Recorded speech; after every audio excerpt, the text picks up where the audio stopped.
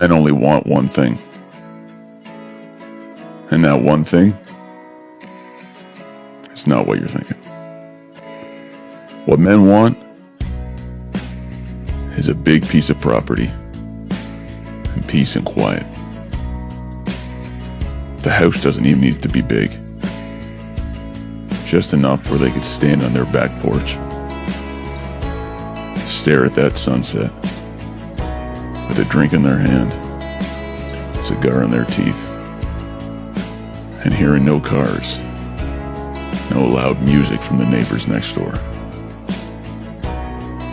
Just the animals, the insects buzzing, and the crackling roar of the fire. That peace and quiet. That's what all men want.